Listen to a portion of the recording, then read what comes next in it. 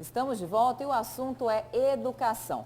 O governador Mauro Mendes garantiu ontem que as aulas na rede estadual de ensino de Mato Grosso serão retomadas no dia 3 de agosto na modalidade híbrida. Ele reforçou que praticamente todos os profissionais já tomaram a primeira dose da vacina contra a Covid-19. E é para falar sobre esse assunto que está ao vivo aqui no Jornal do Meio-Dia o presidente do Sindicato dos Trabalhadores no Ensino Público de Mato Grosso, Sintep, Valdeir Pereira. Boa tarde, presidente. Boa tarde. Boa tarde, Lúcio. Boa tarde, Camila. Satisfação aí falar sobre esse tema. Presidente, o que é polêmico, né? Que é polêmico. Presidente, o governo, né, a Camila acabou de anunciar aqui a posição do governador em relação ao retorno das aulas. O governo quer que as aulas voltem aí no sistema híbrido no dia 3 de agosto. Além disso, tem uma decisão aí do Poder Judiciário determinando que se cumpra esse retorno aí no início de agosto, no dia 3 de agosto. E o Sintep vai fazer o que agora? Primeiro, que nós precisamos compreender que no estado de Mato Grosso ainda existe uma pandemia, que apesar dos números estarem apontando que abaixou o retorno das atividades presenciais, elas têm que ser olhadas com muita preocupação e atenção.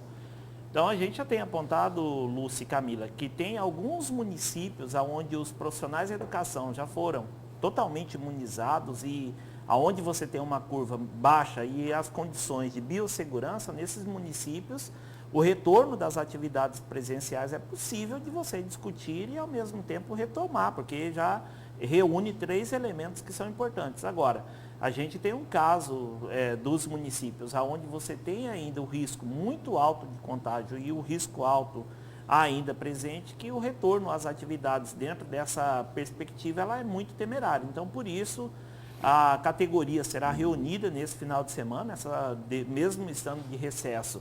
Essa semana estão reunindo no âmbito das nossas subsedes. Sábado teremos o Conselho de Representantes e na segunda-feira uma assembleia que vai discutir essa situação do retorno do segundo semestre das atividades escolares, tanto da rede municipal como da rede estadual, e de maneira que a gente possa, ao discutir o retorno dessas atividades, como o governo quer, de maneira híbrida ou qualquer uma outra forma de organização, nós não coloquemos em risco os trabalhadores da educação e nem os nossos estudantes, né? Se as escolas fossem ambientes seguros, como vem assegurando o governador Mauro Mendes, era ele quem entregaria um documento para o pai dizendo que fosse para as escolas com toda tranquilidade, e não o contrário, o pai tendo que assinar um termo declarando de que assume o risco por mandar o seu filho para a escola.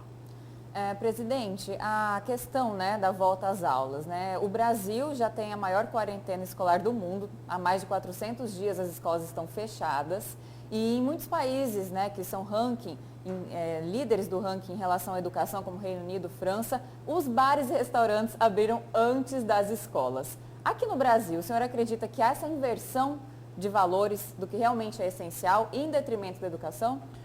É que nos outros países a gente teve uma coordenação mais efetiva da própria pandemia e que possibilitou você retomar as atividades escolares e outras atividades que aqui nós ainda estamos com uma incerteza muito grande, né? Então, essa penalização da escola em si, essa coordenação para garantir um retorno seguro, ela vem por uma questão muito básica, que é a falta de investimento na infraestrutura das escolas e a sua condição de funcionamento. A gente está ouvindo agora falar, por exemplo, do retorno híbrido das atividades escolares, mas sequer a gente tem uma sinalização de uma testagem dos trabalhadores da educação, dos nossos estudantes e um acompanhamento efetivo das medidas de biossegurança. É fato que aqui no município vizinho de Cuiabá, a gente tem escola que não tem sequer água, que é um drama que o município convive diariamente, aqui sempre noticiado, que é a questão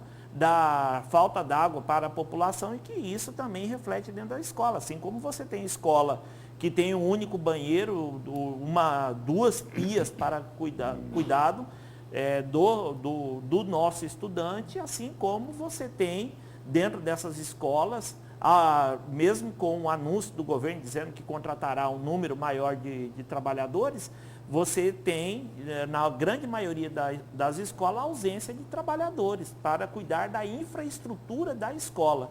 Então, por isso que a gente precisa ficar atento que nos países que retomaram com um plano sério de acompanhamento e, ao mesmo tempo, com medidas para que não tivesse uma grande proliferação entre os estudantes e os trabalhadores da educação. Agora, presidente, nesse momento onde os números da pandemia recuaram, tanto o número de casos como o número de mortes, o não retorno das aulas não penaliza ainda mais o nosso sistema de educação, não só os estudantes, mas também os pais dos estudantes, as famílias.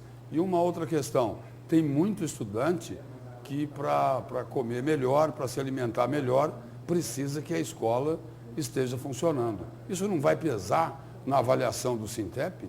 São duas situações, Lúcio. Primeiro, que a gente precisa entender assim, que já os trabalhadores efetivamente já tomaram a primeira dose, né? Então agora nós já estamos na pré-iminência da imunização completa desses trabalhadores, algo que em 30, 40 dias já ocorreria. Qual que é a nossa preocupação? Que a primeira dose ela não garante a imunização, então o que seria? Você tomar a segunda dose, que ao retorno dessas atividades escolares não correr o risco dessa escola ser fechada.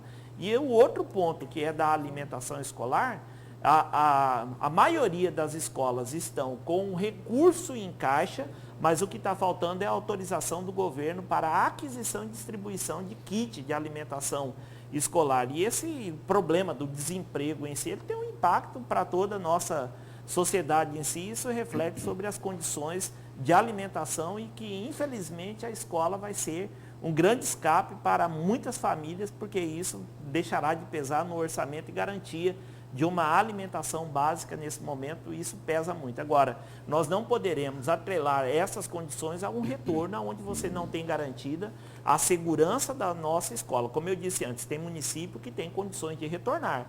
Não dá para colocar todo mundo no mesmo balaio e retornar de qualquer jeito, colocando em risco.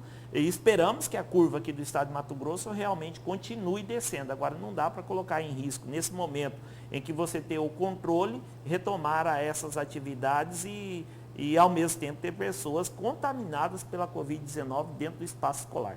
Presidente, obrigado pela presença e pelas informações aqui no Jornal do Meio-Dia. Vamos esperar aí para ver o que vai acontecer nessa Assembleia, né? Ok, nós que agradecemos e estamos à disposição.